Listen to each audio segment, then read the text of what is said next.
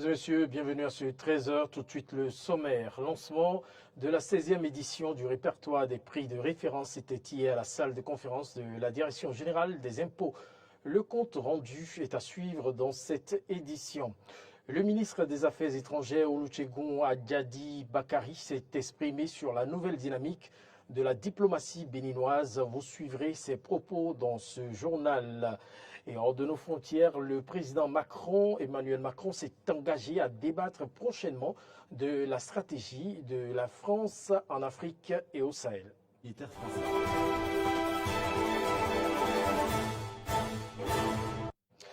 À nouveau, bonjour, merci de nous préférer. Le directeur de cabinet du ministre d'État chargé de l'économie et des finances et de la coopération a procédé hier au lancement de la 16e édition du répertoire des prix de référence. C'était à la salle de conférence de la Direction générale des impôts en présence des acteurs de la chaîne de dépenses publiques. Le point avec Clémence Tonnecoin. Le répertoire des prix de référence se veut un document de prévision budgétaire. Il vise à permettre aux administrations de mieux évaluer, planifier et optimiser leur budget. C'est un outil important d'évaluation financière, de maîtrise des prévisions budgétaires et de leur fiabilité dans le domaine des commandes publiques et dans la gestion des ressources publiques et qui facilitera les prévisions et les prises de décision. La plateforme e-répertoire représente une évolution significative dans notre capacité à suivre et à contrôler les dépenses de l'administration publique.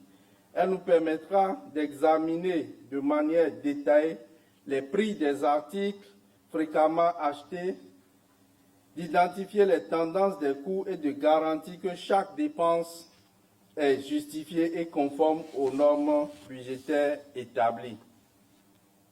Avec ce document, les prix des articles que nous utilisons couramment dans notre administration publique y sont consacrés.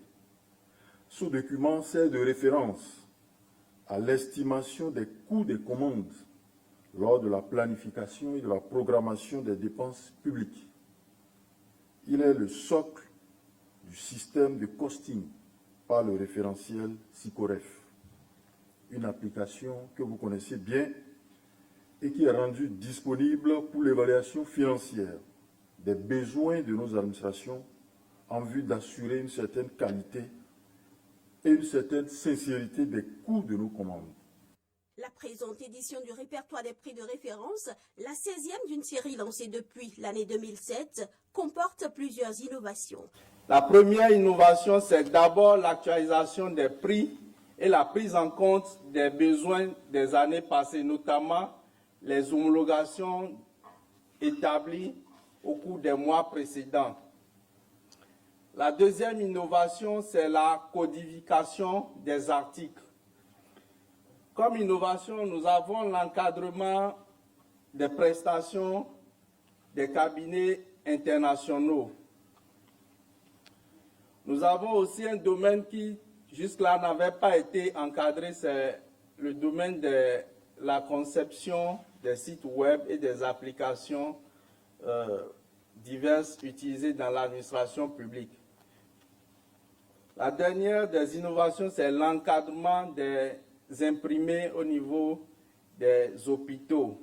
Conformément aux réformes en cours au Bénin, le répertoire des prix de référence édition 2023 est entièrement numérisé pour faciliter son utilisation. Avec la présente édition, il n'est plus besoin de se mettre à télécharger la version PDF du répertoire des prix. Désormais, il s'agira pour tout utilisateur de faire des consultations directes de quelque endroit où il se trouve, à l'aide de tous nos instruments de communication, je veux dire les smartphones, Android, les iPhones et autres, car le IRPR est une application web.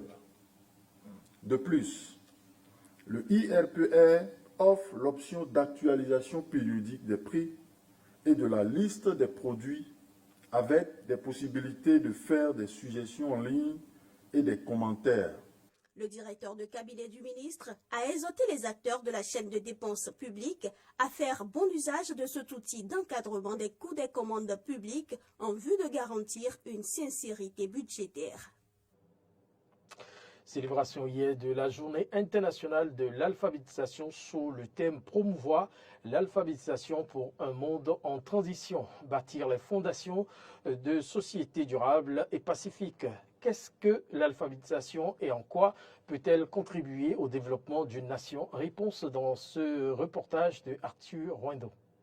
L'alphabétisation est en effet bien plus que le simple apprentissage des lettres et des mots. Elle transforme les gouttes d'encre sur le papier en fenêtre sur le monde. Elle est la clé qui ouvre la porte du savoir, de l'émancipation et de l'imagination. L'alphabétisation, selon moi, c'est l'enseignement de l'écriture et de la lecture à une personne analphabète ou à un groupe déterminé dans la société. Quand nous allons au tribunal, par exemple, je crois que les gens utilisent de gros mots. Et pour un paysan qui a une affaire domaniale, par exemple, il vient, on parle le grand français, il n'entend rien. Et alors que si on parlait dans sa langue, s'il y avait un document sur ce sujet-là dans sa langue, je crois que le type allait bien s'expliquer. Hein? Le fait de ne pas comprendre la langue dans laquelle on lui parle fait qu'on perd les procès. Hein? Donc, je crois que, et aussi, quand on prend un chantier, par exemple, un chantier, je prends les maçons. Quand on voit des accidents partout. C'est surtout les analphabètes qui sont plus exposés à ces accidents-là. L'alphabétisation est la base du développement et de la compétitivité d'un pays. Elle est de ce fait un maillon non négligeable. L'alphabétisation contribue au développement d'une nation, pour ne pas dire des tribus. Et l'alphabétisation a des effets positifs sur la santé individuelle, sur la santé de toute une famille et sur la santé de toute une communauté. Si donc la communauté internationale a choisi cette année comme thème promouvoir l'alphabétisation pour un monde en transition, bâtir les fondations de sociétés durables et pacifiques, c'est pour remettre les pendules à l'heure. Le mot qui m'intéresse le plus dans cette affaire, c'est le mot promouvoir. Promouvoir, dans ce sens où il faut faire reconnaître à tout ce monde-là que l'alphabétisation est très importante. Je prends un exemple, une maman qui sait lire et écrire par exemple. Je crois que ces enfants ont une meilleure chance de bien grandir. Ces enfants ont une meilleure chance d'une bonne éducation. L'autre objectif de cette journée est de trouver des solutions au manque d'accès à l'éducation et à l'alphabétisation dans le monde. La commune de Diakotomé, dans le département du Koufo, a perdu son édile. Le maire Bruno Faïbé est décédé aux premières heures de ce vendredi 8 septembre 2023 des suites d'une courte maladie. Alors, son élection a été possible à la tête de la commune de Diakotomé le 28 mai 2020 par les 25 conseillers à l'unanimité. L'octogénaire fut membre du parti Union progressiste, le Renouveau, et proche de la mouvance présidentielle. Paix à l'âme et paix à son âme et condoléances aux familles biologiques et politiques attristées. Reçu par nos confrères ce mercredi, le nouveau ministre des Affaires étrangères, Olusegun Adiadi Bakari, qui va boucler 100 jours à la tête du dit ministère, s'est exprimé sur la nouvelle dynamique de la diplomatie béninoise. Suivons un extrait de ses propos. Il ne s'agit pas de faire table rase de ce qui s'est passé auparavant. Comme je vous ai dit, la visite en Chine est le résultat d'actions qui ont été menées au cours des 5 dernières années. Donc il n'y a pas de changement radical, de bing-bang. Il s'agit plutôt en fait de s'assurer que nous sommes en mesure de franchir ce nouveau cap. Et le nouveau cap donné par le président de la République, c'est un cap qui s'inscrit dans un objectif qui est clair. Faire en sorte que la diplomatie béninoise serve à améliorer le quotidien des Béninois. Cela passe par un certain nombre d'actions. Premièrement, c'est une diplomatie entièrement ancrée tournée vers des actions de d'amélioration du développement, donc qu'il s'agisse en fait d'appui à la coopération, d'appui à la mobilisation de ressources financières, d'attraction d'investissements directs étrangers. Tout cela concourt finalement à améliorer le quotidien des Béninoises et des Béninois. Et c'est dans ce sens que nous sommes en train de travailler, mais aussi une diplomatie d'influence et de présence en fait du Bénin sur la scène sous-régionale et la scène continentale et la scène internationale. Ce que nous sommes capables de faire à notre niveau, au niveau du Bénin, c'est de défendre nos valeurs, défendre ce en quoi nous croyons et essayer de faire en sorte que chaque jour nous contribuions au rayonnement du Bénin. C'est ce à quoi nous allons nous atteler dans les semaines et les mois à venir, en fait, au niveau du ministère, le ministère des Affaires étrangères.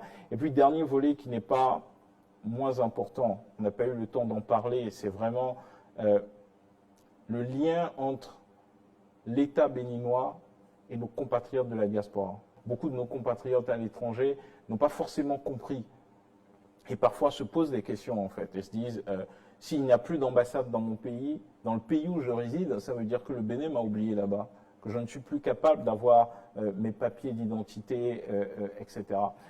Les instructions du président de la République sont claires là-dessus. Il s'agit pour nous aujourd'hui d'assumer premièrement que le Bénin ne pourra pas avoir des représentations diplomatiques dans tous les pays du monde. Ce n'est pas possible. À partir de cet instant, cela veut dire qu'il nous faut des critères clairs pour choisir les pays où nous serons présents, en fonction de notre ambition en termes de relations avec ce pays, en termes de coopération, en termes d'attraction des investissements, etc. Mais dans le même temps, les pays où nous ne serons pas présents, cela ne veut pas dire que les Béninois qui habitent dans ces pays doivent être abandonnés. Et donc les instructions du président sont très claires. Nous allons travailler, nous sommes en train de travailler là-dessus pour que dans les mois à venir, nous puissions réduire, sinon même gommer entièrement la distance qu'il y a entre l'État béninois et nos concitoyens qui vivent à l'étranger, en faisant en sorte que l'État soit disponible pour eux dans leur salon. L'artiste plasticienne Sika da Silveira a procédé au vernissage de ses œuvres ce jeudi à l'Institut français de Cotonou. C'est à travers Monzola, le titre de l'exposition qui signifie pèlerin, que les œuvres ont été décrites. Ce vernissage a connu la présence de plusieurs invités de marque, dont le ministre du Tourisme, de la Culture et des Arts, Jean-Michel Abimbola. On fait le point avec Arthur Wendo. Sika da Silveira tend à représenter ses connexions, ses aisances de vie que le cosmos a su influer à tout être sous différentes formes artistiques, ce qui la rend libre de traduire à travers ses beaux œuvres la prochaine évolution de l'espèce humaine. J'ai pris la liberté de traduire donc, à travers ces œuvres la prochaine évolution de l'espèce humaine qui sera une espèce plus ancrée dans une conscience cosmique, donc d'où le mot cosmique. Et si elle se retrouve à l'Institut français, c'est pour exposer Monzola, qui signifie littéralement enfant pèlerin. Le mot est expressif. Monzola qui veut dire pèlerin, c'est vous, c'est moi, c'est nous tous qui marchons sur terre. On est là, on est de passage. Et il y a un but au-delà de tout ce qui se joue, c'est-à-dire au-delà de nos défis matériels. Il y a un but, c'est de nous retrouver, de nous reconnecter à notre source, de savoir qui nous sommes réellement et marcher ici en tant que tel.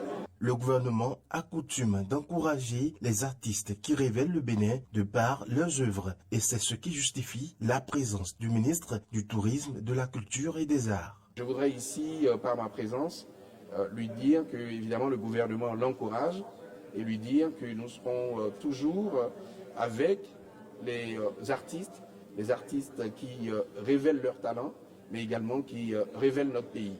Le travail d'esprit de Sika da Silveira a connu une évolution, ce qui force l'admiration des passionnés de la culture ayant pris part au vernissage. J'apprécie l'évolution de ce travail, sa créativité, son énergie et ses propositions. Vraiment, je trouve que c'est une vraie artiste qui a quelque chose à dire, qui le dit de différentes manières et c'est comme ça qu'on peut caractériser une artiste à part entière. Elle a fait un très gros travail de recherche, de réflexion et ça se sent dans le travail, dans la qualité de ce qu'elle nous a présenté ce soir. Et je suis vraiment complètement séduite. L'artiste, sur cette exposition atypique, nourrit de grandes ambitions pour l'art béninois. Hors de nos frontières, Emmanuel Macron a proposé de débattre de la stratégie de la France en Afrique et au Sahel dans le Parlement d'RCT-TOM. Dans une lettre, le président français a invité les chefs de partis politiques à discuter de la stratégie que Paris devrait suivre sur fond de coup d'État et de réduction de contingents militaires français en Afrique. La présence militaire française est contestée dans plusieurs pays, le plus récemment au Niger. Une première partie de cette rencontre entre le chef de l'État et les responsables de partis politiques qui a eu lieu ce 30 août à Saint-Denis avait été consacrée à la situation politique internationale et à ses conséquences pour la France. Cette rencontre et la discussion sur l'Afrique ont été l'occasion d'examiner la situation dans un certain nombre de pays, notamment au Sahel. Tel que prévu par notre Constitution, il a été convenu d'organiser dès l'automne des débats parlementaires sur ces questions et chaque fois que l'actualité l'exigera. Après le Mali et le Burkina Faso, la France se trouve dans une situation très délicate au Niger. Les militaires auteurs d'un coup d'État le 26 juillet ont dénoncé les accords de défense liant Paris à Niamey et sommé la France de retirer les quelques 1500 soldats qui sont basés et engagés dans la lutte anti-djihadiste dans le pays. Paris a reconnu cette semaine que des échanges avaient eu lieu entre les armées nigériennes et françaises et commencera le retrait de certains personnels et équipements militaires français du Niger. Ce mercredi 6 septembre, des manifestants se sont rassemblés devant la base militaire française de Niamey, appelant au retrait des troupes françaises. Des images montrent des manifestants passant la nuit devant la base militaire, écoutant des discours et applaudissant. Le nouveau Premier ministre nigérien du gouvernement de transition a d'ailleurs évoqué ce sujet lors d'un point de presse tenu ce mardi. Vous avez dû voir la mobilisation qu'il y a. Le gouvernement a déjà dénoncé les accords qui leur permettent d'être sur notre territoire. Elles sont dans une position d'illégalité.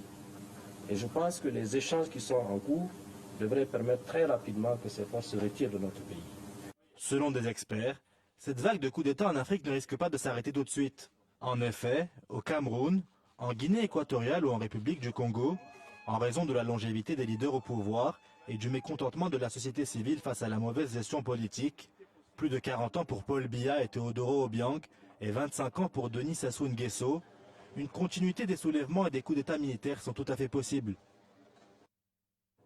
Eh bien, voilà tout pour cette édition. Merci de nous avoir suivis. Prochain rendez-vous, 19h. Bonsoir.